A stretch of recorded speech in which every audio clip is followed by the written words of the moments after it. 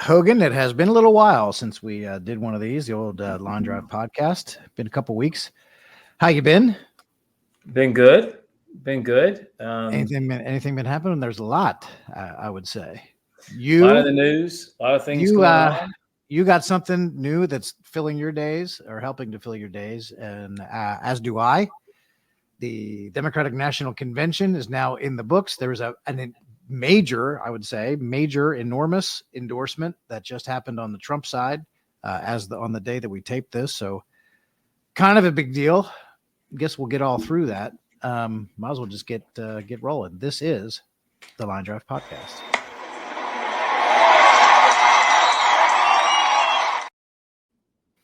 First, tell me what you're doing. You got a new gig of sorts. So tell us all about it. Got a new consulting gig for the Speaker of the House. Speaker of the House. Going to be working with Mike Johnson and his team and all the other members of the caucus to tighten up messaging, get ready for this last push, build out some comms strategies to make sure that the American people know exactly what's at stake and how important this election is to the ones that don't know. I'm sure they're just a small percentage, but working with folks on the campaign too, and making sure that, we're kind of pushing the right talking points, but saying them the right way to so many out there on the major issues like crime and the southern border and the economy, foreign wars, et cetera. The issues that are actually going to determine this campaign. It's important we talk about those things in the same way. And every time I go give a speech, someone says, why can't we ever say the same thing? Why can't the Democrats just say the same thing all the time? I'm not saying I can fix any of that, but I think, taking a look at everybody out there, we've got some incredibly strong talent on our side in the House, up and down the ticket in these states. And I think utilizing their voices in a way that really does expose the left for their radical policies, expose Kamala Harris for her woke, ridiculous destruction of this country, quite frankly.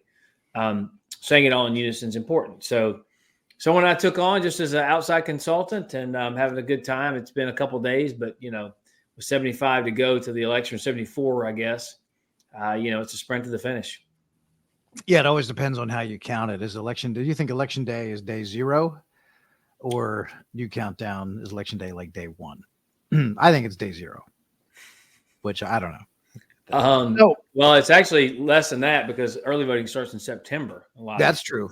Yeah, I know. Gosh, by the time I remember in 2020, by the time the last debate rolled around, something like, 75 million people or something had the opportunity to vote already before the debate even happened.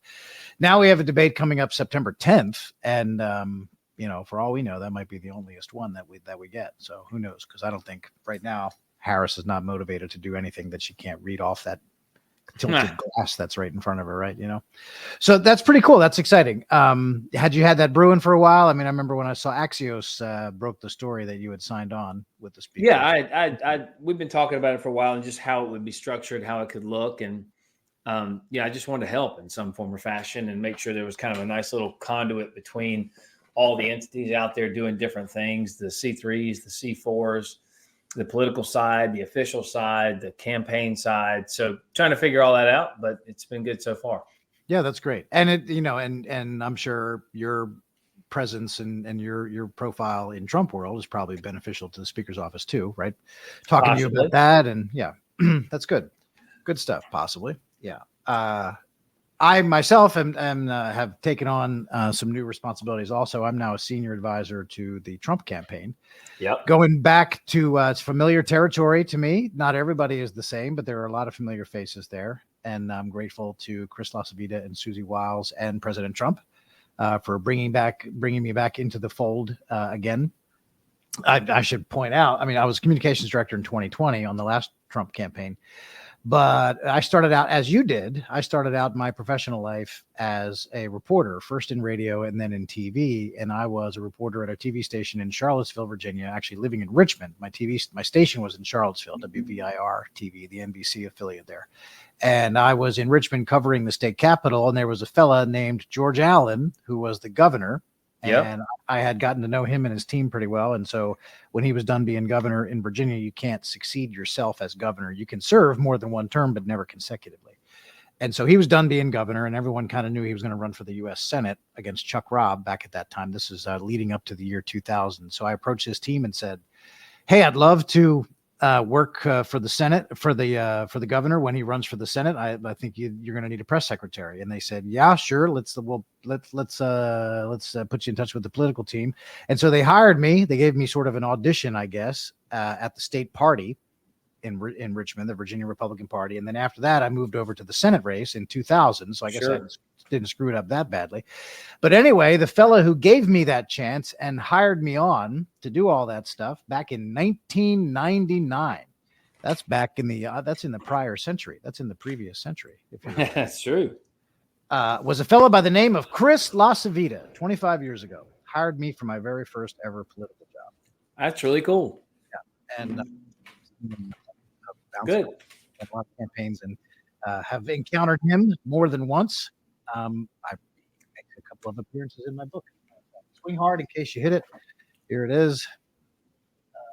Available now on Amazon. So anyway, I'm at the Trump campaign now. I went down to West Palm Beach earlier this week for the first few days just to see everybody, and it's good. It's great to really be back in the fray. Sure. And honestly, when you do this and you slip right into something, it's like you never left, right? I mean, it's like what? It's like you never left. Oh yeah, no. Reporters start hitting you up and saying, "Hey, welcome back." So anyway, and then they get right into it and start asking you questions, and it's stuff you don't want to talk about necessarily. Right. Sure. But wild times for it's going to be a lot of work, a lot of busyness. But I'm happy to be on the team. I imagine you're happy to be there and be driving stuff for the speaker. It's all very important. Everything's very important. We got everything's very important. Everything is very important, and everything is compressed, right? Because there's just not enough time. If something is not going well, you better get it fixed, and you better get it fixed in a hurry. Sure. Because time is winding down, and time is extra compressed now because their news is happening at an amazing pace. This entire race is like one for the books, one for the history books. Robert F. Kennedy Jr., the son of the former Attorney General of the United States, the nephew of the former President of the United States, Robert F. Kennedy and John F. Kennedy. This guy is clearly Democratic royalty, has been running for president on his own. The DNC has been trying to get him off the ballot left and right. The Democrats, Biden and Harris, have declared war on him. And today he suspended his campaign, sort of. We can go through the details. But he endorsed President Trump at the same time he was doing that. Your take. What do you think? Yeah, I think this is a very big thing for a lot of reasons. Kamala Harris is coming right out of her convention where the media has just been fawning all over her now for the last 35 days. Billions of dollars of free positive coverage. That's a difference. Trump used to get free coverage, but it was all negative. She's kind of leveled off, probably starting to tick down a little bit. And after this convention, she wants to carry that momentum. And what happens the next morning? Well, someone who is a stalwart name in the Democrat Party, Kennedy, comes out and says, and if you didn't hear his speech, the first part of it was so good because he was talking about democracy and how this country used to be able to have different ideas and how Democrats used to be for the working man, and they're not anymore. They're elitists. He made fun of Kamala Harris's speech, the fact that she didn't talk to the press, the fact that she was just installed there, never getting a single vote, not winning a primary. And he was saying all those things, and fact check true, all of them are right. Then he comes out and says, and I support Donald Trump. He wants to do things differently. He wants to shake things up and has before, get rid of some of the deep state actors, the government overreach, et cetera.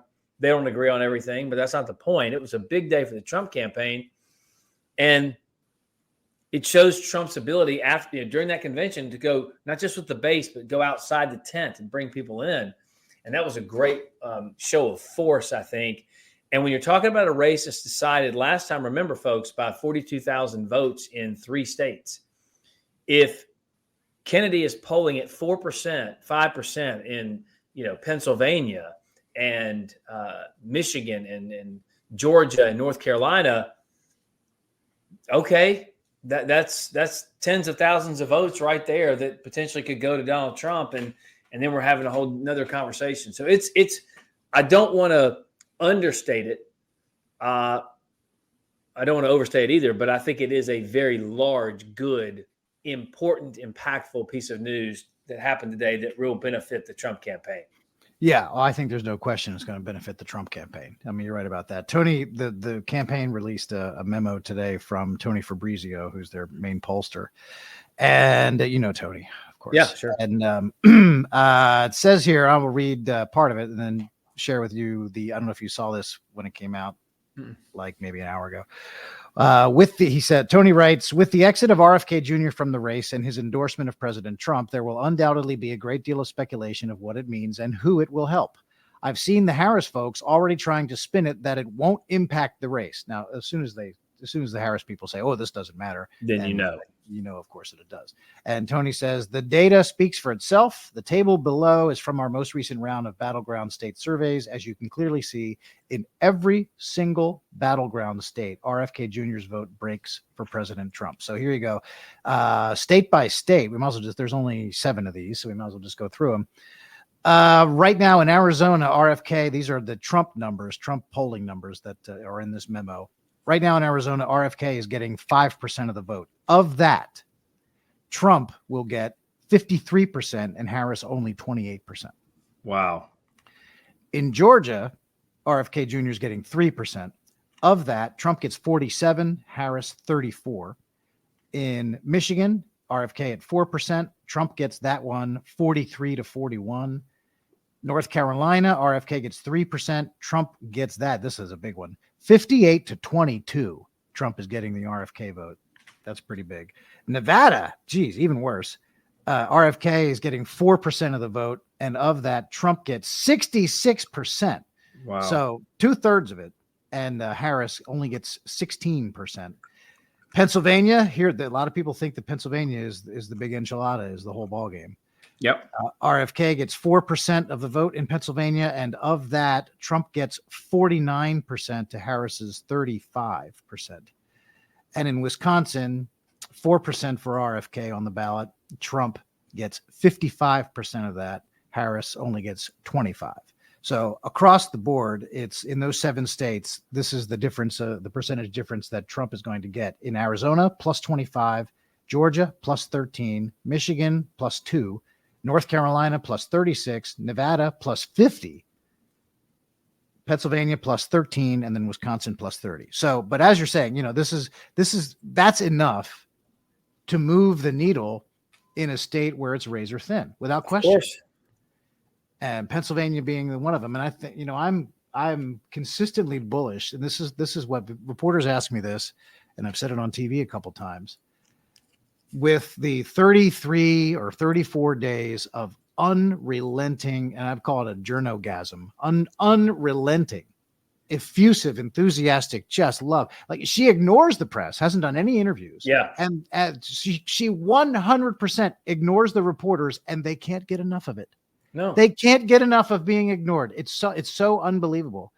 And even throughout all of that, this is as good, and it's starting to taper off now.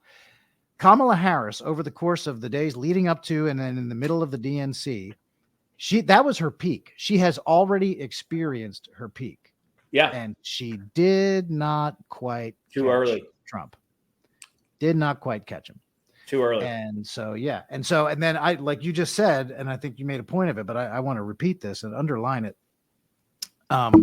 She's coming out yesterday, as we tape this, last night, not even 12 hours ago or 24 hours ago, she delivered her acceptance speech at the DNC, and she became the formal Democratic presidential candidate. That's her coronation. That's the big launch.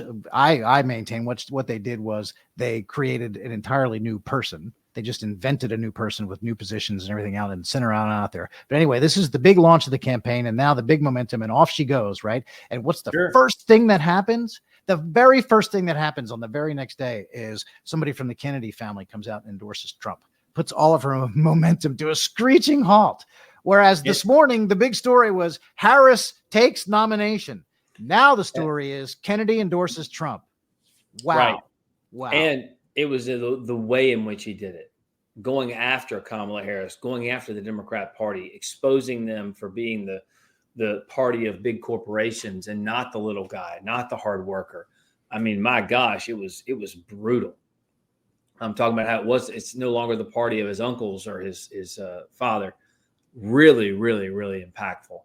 So big day.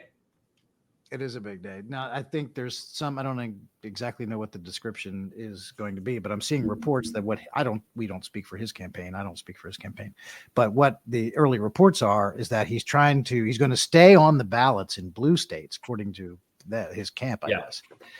And so play spoiler in those states. And in red states or in swing states, he's going to try to get himself off the ballot and encourage his supporters to go vote for Trump in states where it matters. But in states where he can remain a spoiler, he intends to stay on the ballot. So, it also just goes to show you the ebbs and flows of these things. Like it's great 1 minute and then horrible the next, right? It's highs and lows. Yeah, I know. I know you do too. I get texts. Sometimes the text messages come from, the call is coming from inside the house. But we get text messages from people that need to be, talked off the ledge from time to time, Yep. But this is one of those days where they went well. Things are on the upswing, I would think. So a big part of that, I think, let's talk about the Democratic National Committee, since the convention, that is, since that just wrapped. Did you watch the speech? The Harris speech? Start to finish. What'd you think? Yeah, I watched every minute of it. I'm sorry to say. Yeah, it's always going to be hard for her to do this. Now, let me just set the scene. You just had probably the biggest rock star on the Democrat side, Barack Obama and Michelle Obama. I would argue giving probably the two best speeches of the entire week. Certainly. Clinton's was good too. Didn't see his. What was fascinating to me was there was no talk from her about all the accomplishments she's had on behalf of the American people while sitting vice president. Mm-hmm. Everything she said was, I'm going to do, I will do. On day one, I promise you're the vice president right now. You can do all of those things. Mm-hmm. And if you're not doing them, the question then becomes, how cruel do you have to have a solution for all of our problems and not do it for the next 5 months until you get elected?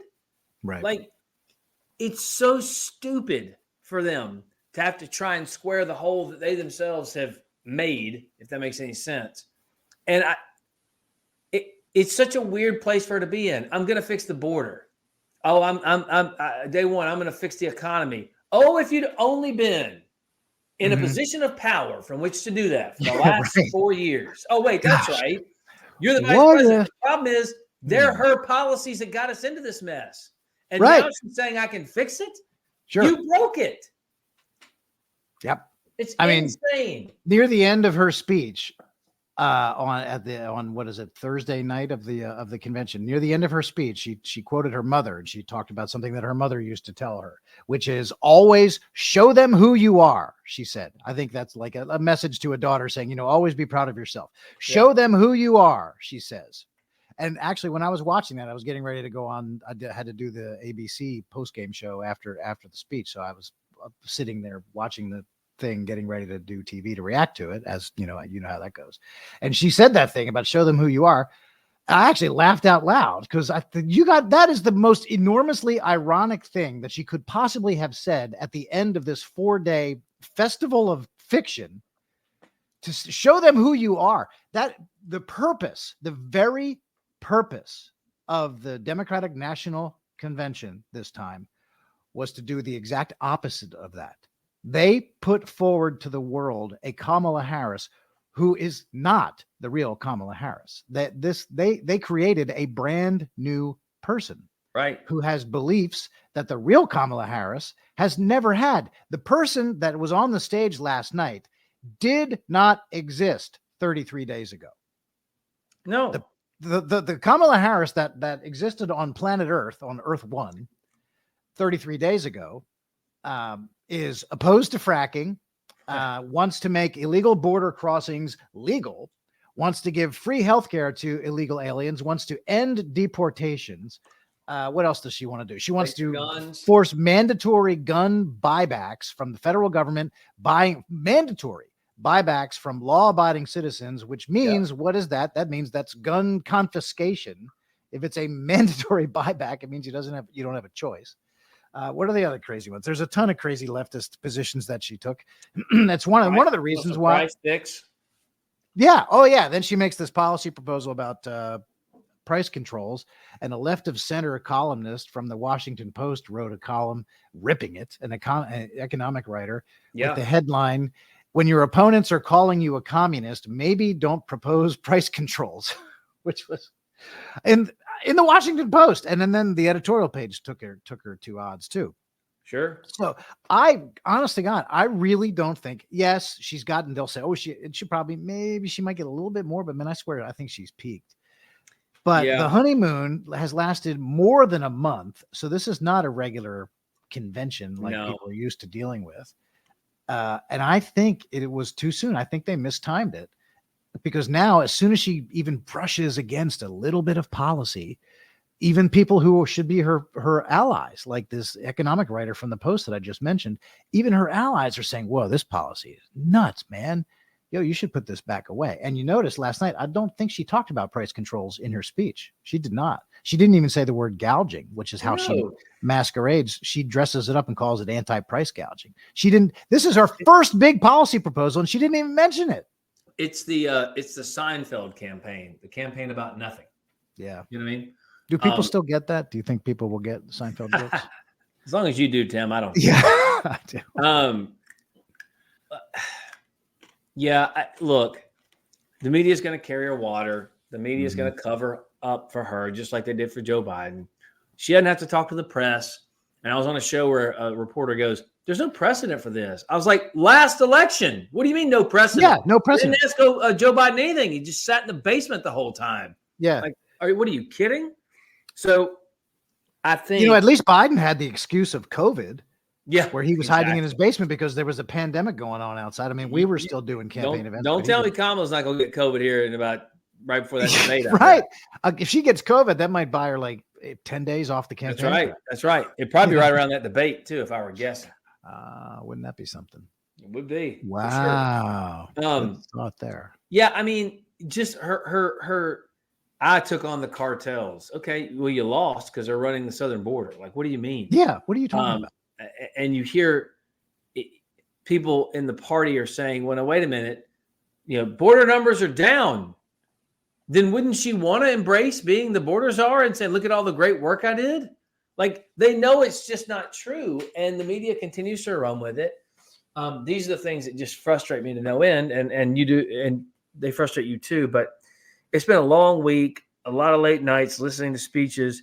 They continue to lie about President Trump, saying he's gonna wreck Social Security, and when he's the one who says no, we're not touching. So, like, doing things that typical Republicans don't do. He's like, we're not touching Social Security. Right. Actually, today he wants to ban abortions nationally. No, he doesn't. He said repeatedly he's not doing that. In fact, he's got exceptions for rape, incest, life of the mother, which is not where pro-lifers necessarily are, but it is where a vast majority of the American people are. Attacking him, still going back to the Charlottesville lie and the bloodbath lie and all the things that they do to try and crush his reputation. And the media don't say, look, that's just not true. This is he has said, by the way, here's the little interesting part. He was president too. He has a record. Did he do any of those things?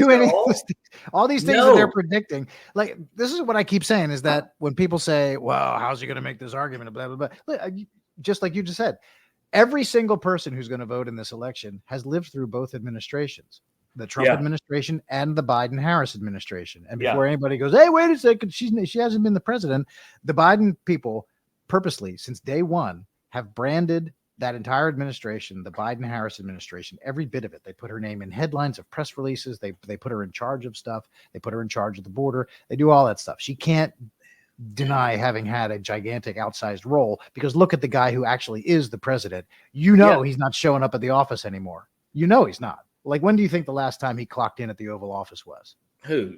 Joe Biden? Biden. I don't know. He's not there. They posted a picture of him watching or getting ready to watch Kamala's speech, and it was clearly not in the White House. It was probably I don't know where it was. But it is so dangerous for this country to have someone like Joe Biden at the helm. Even when he's lucid, he makes all the wrong decisions. Yes, I bet he was a young man. He was wrong all the time. Exactly. Yeah. I'm interested to see if they don't try and put her in as president between now and then too. That's the thing, months and months ago, I know I said on this podcast, and you did, and others that Kaylin and whoever else was on here months ago, we were not convinced at that time that Joe Biden would end up being the Democratic nominee at the end by the time election rolls around. Now, will he be president by election day? I just don't know. He can't be actually doing the job. There's no way he's actually. No, and his speech was so bad. It was that, he sipped on that State of the Union juice, so he was all fired up. Yeah, and he was angry and yelling, I'm not on your lawn, man. Stop. God, stop yelling at me. It's true. But with regard to Harris and how she's trying to dodge responsibilities for everything, think just on the border and her role on fixing the border. Just think about the various steps that we've gone through to get where we are right now, according to her and the way the Biden-Harris White House has operated and tried to portray things, right? So for the first 3 years of the administration, they tried to tell everybody the border is secure. 2021, border is secure, top notch, never been more secure. 2022, border is secure. 2023, what are you talking about? The border is secure, man.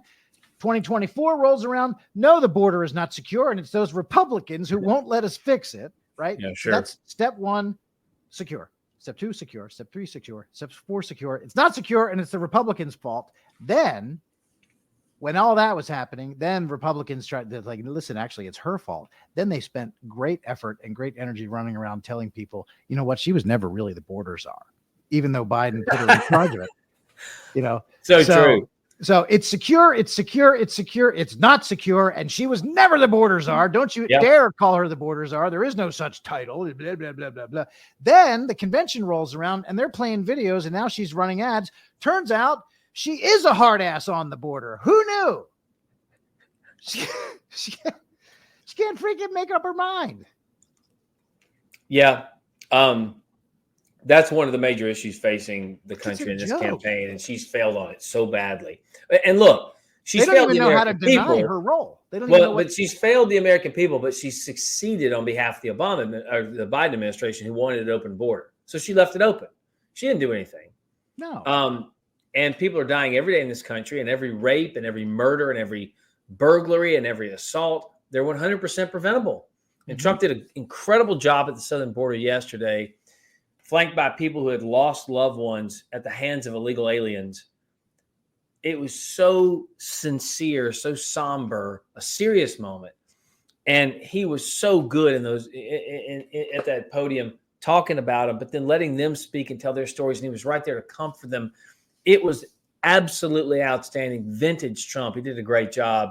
Just need a lot more of that, because the American people, they don't know a lot of things that are happening because of this. Some do.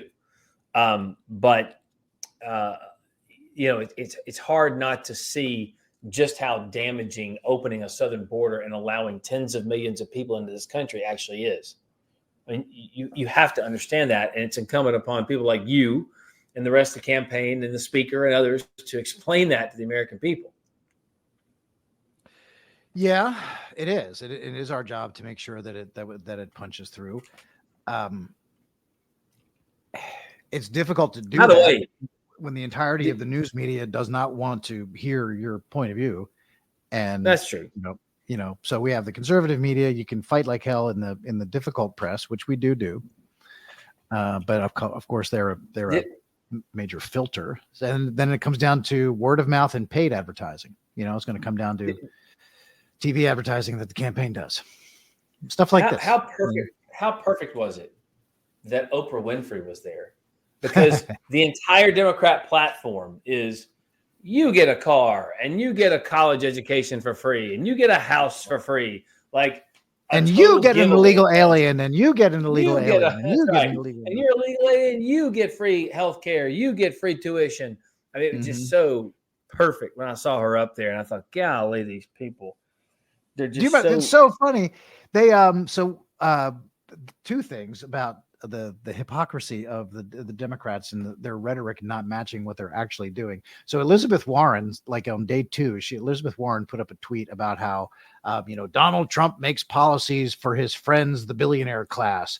Democrats fight for the people. And so, you're always hearing Bernie Sanders, and the left always says, a billionaire is a policy failure, right? They believe that billionaires truly should not exist and that they can legislate them out of existence and basically take their money away or prevent anyone from actually becoming that successful. That's what they think. Yet they paraded 2 people out on stage who are actual real live billionaires, Oprah Winfrey being one of them, the other guy, J.B. Pritzker, the governor of Illinois. That guy, it's inheriting money is great. Good for you. But he's got 13 family members, 13 people named Pritzker, his siblings and whoever else, all related to him. And each one of them is a billionaire, 13 of them. And so he's going to stand up there and act like he, did something that other people can't do. He and his siblings inherited all that money at the same time that they're all attacking the billionaire class, which makes no sense at all. And then the other one was the person who introduced him, or the person who was on before, was Bernie Sanders. Yes. Bernie Sanders. About the billionaire class. Let me tell you something. The billionaire class. Class. But what's great, if you notice too, Bernie Sanders quit saying millionaires and billionaires because he became a millionaire. So now he just says billionaires. Right. He can't say millionaire anymore because he is. Yeah. And then they put Pritzker up. Here's an actual billionaire. And then when he said, Trump says he has the money, let me tell you what a real billionaire. And everyone starts cheering. And I'm like, oh, it's only okay to be a billionaire if you're not Trump. It's so fake and phony and stupid. It's really great. It's like the fans of a rival football team hating a player, but then he becomes a free agent, signs with your team, changes jerseys, and now you think he's the greatest thing ever happened. This guy's awesome. I always really did like him, Yeah. But then the other one, which I thought was great, I guess it was Tim Walz, the chronic liar VP pick that she's got over there. Yeah, he's bad. And he said something about he was mocking JD Vance from having come from rural America, really bad family situation, very, very, very, very low on the income scale, really living in poverty, and making it all the way to Harvard, Yale, becoming a success and all that. So Walz was mocking that, right? Trying to play the elitist card against JD Vance. And so here he is mocking a guy who made it from rural, lower class America to Yale. That's something that we should make fun of. Now, our next speaker, ladies and gentlemen, please welcome Bill Clinton, who did the exact same thing. He went from Arkansas to Yale, and that's good. Yep. JD Vance, rural to Yale, not good. JD Vance is just a elitist who forgot his roots. Bill Clinton, Bill sleeps in a tent in the woods in Arkansas. Let me tell you, Bill Clinton was maybe about as close as I can get to an impression. But that is not that good. It's just astounding. So where do we go from here? What does Kamala do next? I'm springing this on you. If she'll go back into the battleground states and give that same 20-minute speech she's given before, the same lines, the same jokes, the same thing, scripted. They're not letting them get off teleprompter. So they're still not budging on saying anything more about her doing any kind of interview. Certainly not going to do. Why would they? They don't have to. But like I said, she's ignoring him, and they can't get enough of it. But they have said that she will announce, or she will do something before the end of the month. I bet you they're going to announce that she's doing something before the end of the month, but the actual something will be after the end of the month. And what do you think it is? She's going to sit down with Rachel Maddow, and they're going to say, this counts, right? What do you think? Like that. Yeah, For they'll sure. say, what are you talking about? She did a sit-down interview, and then they're going to try and take that talking point away. Yeah. There's no chance that she's going to stand up in front of the whole press corps for 30 minutes or whatever and take whatever questions. There's no, She wouldn't stand in front of the press corps for 3 minutes. No. Oh, speaking of which, there's two other things I want to cover. Kelly O'Donnell from NBC caught her in the hallway after the speech, after she'd become the nomination, and she got a chance. She had like a minute or so to get in there and get a question. She did ask a question. Did you hear what Kelly O'Donnell's question was? Yeah. Congratulations. How you feeling? Yeah. They haven't had a chance to ask any questions of the Democratic nominee for president. That'll be first. 33 days. The second one is going to be like they did Joe Biden. What's your favorite? What ice cream flavor are you eating? Yeah. What flavor did you get? Then we work up to a hard question. Yeah. Yeah. Like, oh yeah, what hard question? What are you wearing? Right. Something like that. Who are you wearing? Isn't that what they say? Who are you wearing? Tim? Sorry about that. Yeah, sorry. A t-shirt. A t-shirt. How about that? We just got back from Jackson Hole not too long ago. That's great. All right. Good to see you again, Hogan. That's a lot of news. You too, man. I'm sure there's going to be more. That's going to get interesting We'll from here have a busy on out. next few weeks. Yeah, I know that you and I are both very busy. We do this podcast for us as a labor of love. Very soon. I know I've been saying this soon. I do hope it turns profitable, but right now I don't have time to do any of that stuff. But I think this is going to be an opportunity for us to hopefully get some good guests in here, try to focus the conversation and move the ball, I think is what I'm always profitable to me, Tim. Right. All right. Good to see you again. Sure, all right, buddy. Sure. All right. This has been the Line Drive Podcast.